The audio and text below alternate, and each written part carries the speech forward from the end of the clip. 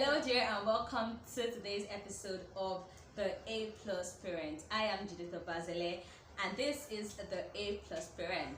Well, all we get to do here is talk about parenting, share tips, discuss topics that are very helpful to your parenting journey, that would help every single parent out there. And even if you're not a parent, you could even be single or probably ready to mingle.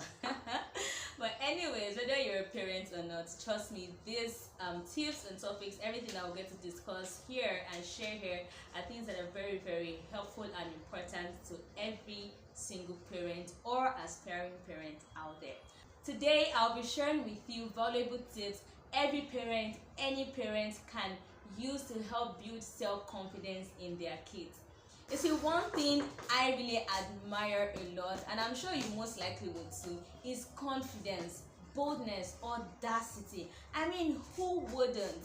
See, there are times when you would even hear some people saying things that do not exactly really make sense. And I mean, everyone would agree that it doesn't make sense. But the fact that this person speaking is loud and bold about the nonsense that they are doing, I mean, that is probably something to admire. Not what they are saying, no, just the confidence and boldness that they are using. And you see, I think one way anybody could grow or learn confidence is when they get to start learning it from an early age.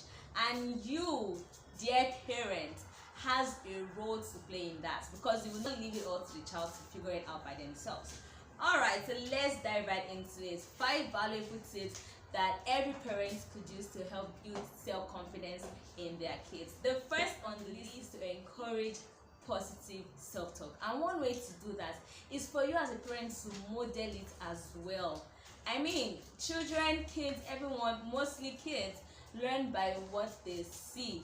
So you are your children's first role model.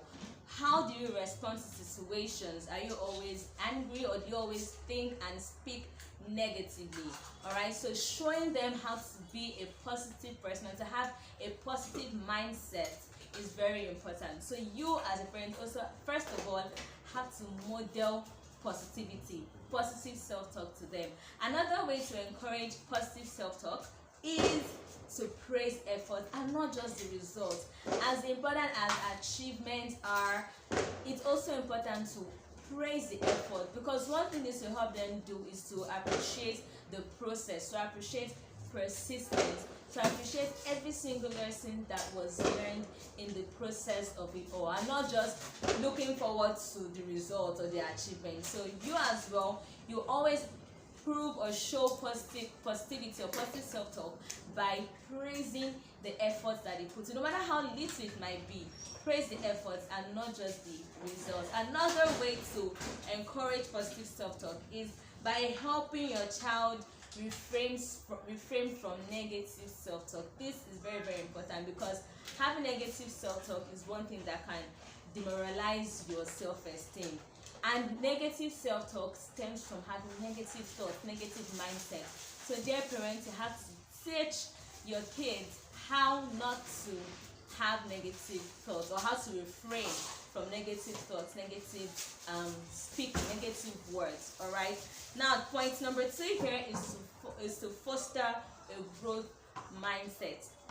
And one way to do this is always by emphasizing learning, appreciating the learning process over the achievement. That is just the same thing I said in the first part. Don't just focus on the achievements or the results alone, but to also appreciate the process, because while they're doing that, it helps them see how not to do certain things, not just focusing on, oh, I got this, because when they eventually do not get that thing right, and it could demoralize them. But when they are trained not to just focus on only the achievements, in situations where they might not get what they really wanted or what they were hoping to get, it wouldn't really weigh them down so much, because there are other things that they would be able to learn in the process, even if they did not get the exact result that they desired or wanted.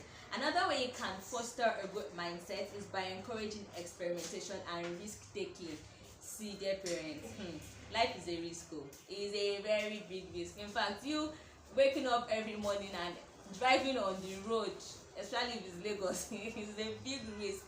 Or even entering a bus or doing any stepping out of your house, in fact, it is a risk. So it's very important to encourage risk taking. Of course, reasonable and sensible ones. There are some risks that are really not necessary. So, but you as a parent are there to guide them and help them, recognize some risks that are important and necessary. Okay, so encourage experimentation and risk taking. Help them learn, desire to learn new things, desire to take up challenges, rather than running away from things that they are scared of.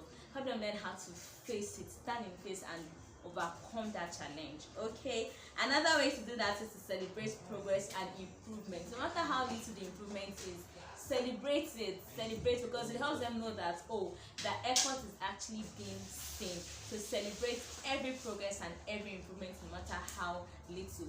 Number 3 on the list here is to always offer support and encouragement. Look, that's very important. Showing your support and encouragement shows that you see them, it shows that you care, it shows that you are present, it shows that you are actually involved in whatever it is that they are doing. So always show support and encouragement, offer it. And one way you can do this is to always focus on the positive, to be patient and understanding. See, patience, it's truly a virtue. Okay, and in dealing with kids, whether you are a parent, whether you are a foster parent, a biological parent, or an educator, in dealing with kids, patience is one thing that is very, very needed. So dear parents, you need to, one way to even work on your patience is to just be with kids. I mean, they will try you and you will get to know how patient you really are. So patience and understanding is one way you can offer support and encouragement. All right,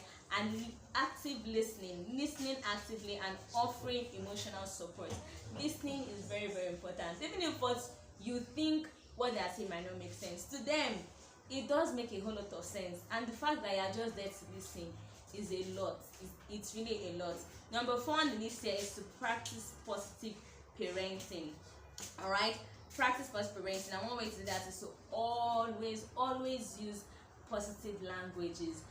So if you're a parent that is always quick to use abusive words, you really will need to check it. Okay, you're always quick to use abusive words, or you always raise your voice. Now, I'm not saying it's a bad thing to sometimes raise your voice, because sometimes you have to seem or sound maybe not harsh, but really firm. I think firm is the right word to use. And I'm not saying it's bad to do that, or you should totally take that out. But if it's too often, or you do it all the time, you definitely need to watch it. Or you always use abusive words, like I said. So one way to practice positive parenting is by using positive languages all the time, and to always avoid criticism and blame. Always putting the blame on the child. And some parents are usually very good at doing this, especially when they are at fault. And especially African parents, and they will not want to, of course, look like, oh, it is their fault. So they will put the blame on the child. Okay, so please, dear parents, learn to avoid this. Always criticizing the child, or putting the blame card on that child. Please, you have to reduce it, and as much as possible, stop it.